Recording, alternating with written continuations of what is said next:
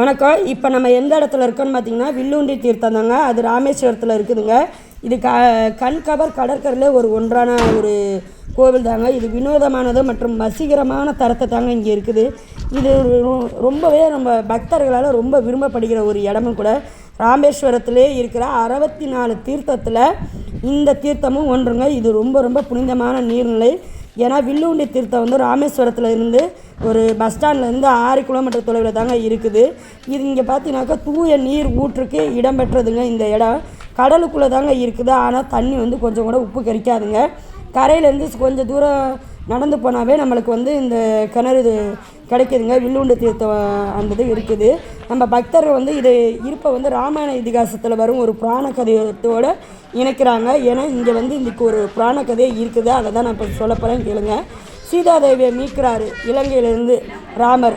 அதுக்கப்புறம் என்ன பண்ணார், ராமர் சீதாதேவியை ராமேஸ்வரத்துக்கு அழைச்சிட்டு வராரு. அந்த அழைச்சிட்டு வந்த இடம் தாங்க இங்கே. ராமர் என்ன பண்ணுறாரு, அந்த இடத்துல ஒரு சிவலிங்கத்தை நிறுவுறாரு. நிறுவி சடங்குகளையும் செய்கிறாரு. உடனே சீதாதேவி என்ன சொல்கிறாங்க, எனக்கு தாகம் எடுக்குதுன்னு சொல்கிறாங்க. அப்போ என்ன பண்ணுறாரு, ராமர் கடலில் ஒரு அம்பை எய்துறாரு. அங்கேருந்து அம்பை எய்தவுடனே அங்கே ஒரு நீர் ஊற்று தண்ணி ஊற்று வெளிப்படுது.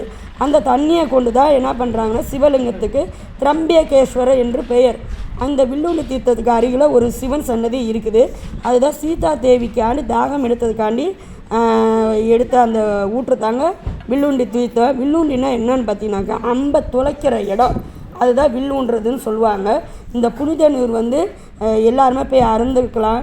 பக்தர் கடலுக்குள்ளே நீண்டு செல்லும் ஒரு 120 அடி நடபாதை பாலத்து வழியாக கட்டியிருக்காங்க. அந்த பாலத்து வழியாக தான் நம்ம போயிட்டு தண்ணி நம்ம அருந்த போகிறோம். நீங்களும் பாருங்கள். இங்கேருந்து பார்த்தாவே கடல் ரொம்ப சாந்தமாக அமைதியாக இருக்குது.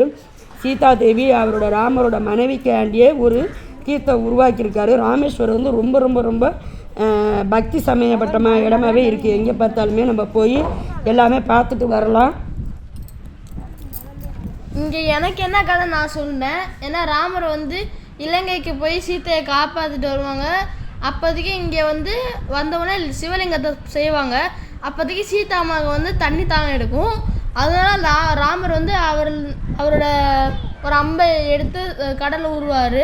அப்போ அங்கேருந்து ஒரு நல்ல தண்ணி வரும். அந்த தண்ணியை சீதா பிராட்டிக்கு கொடுப்பாங்க.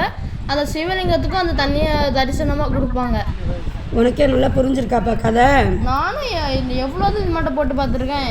ஏன்னா இங்கே போனவுடனே நம்ம குழந்தைகளுக்கு இந்த கதையெல்லாம் நம்ம சொல்லி கொடுக்கணும். அவருக்கு என்ன புரிஞ்சுது அப்படின்னு கேட்கும்போது அவர் நல்லாவே அந்த கதையை எக்ஸ்பிளைன் பண்ணுறாரு. இங்கே உள்ளது கதை கிடையாதுங்க, புராண கதைன்னு சொல்கிறாங்க. புராண கதையாக இருந்தால் அதுக்கான சாட்சி இந்த இடத்துல வில்லுண்டி தீர்த்தம் இருந்திருக்காது. உண்மையுமே நம்பணும். ஏன்னா இங்கே போகிறதுக்கு முன்னாடி நம்ம என்னப்பா பார்த்துட்டு போகணும், சிவலிங்கம் பார்த்துட்டு போகணும். அதே மாதிரி ராமாயணம் நம்ம பார்த்துட்டு போகணும். ராமாயண கதை பார்த்தோம்னா இந்த இடம்லாம் உண்மை நம்மளால நம்ப முடியும். இது தெய்வீகமான இடங்க. வீடியோ பிடிச்சா லைக் பண்ணுங்கள், சப்ஸ்கிரைப் பண்ணுங்கள், உங்கள் ஃப்ரெண்டுக்கு ஷேர் பண்ணி விடுங்க, மறக்காமல் கமெண்ட் பண்ணி விடுங்க. இந்த இடத்த குழந்தைங்கள கூட்டிகிட்டு போய் நல்லா அந்த சீதாதேவி அந்த தீர்த்தத்தை பிடிச்சிட்டு வாங்க. 10 கிலோமீட்டர் இலங்கையிலிருந்து ராமர் சீதை வரும்பொழுது சீதாமாவுக்கு தனித்தான் எடுத்ததுனால ராமர் வில்லுக்கடித்து நலதண்டத்தை கொடுத்து சீதாதேவியின் தாகம் தீர்ந்த வில்லுண்டி தீர்த்தம். கடல் நீர் உப்பாக இருக்குது, இந்த தீர்த்தம் உப்பு இருக்காது. நம்ம 3 தடவை குடிச்சிட்டு 3 தடவை ஓம் நம சிவாயா அப்படின்னு தலைப்படிச்சு 3 தடவை குடிக்கணும்.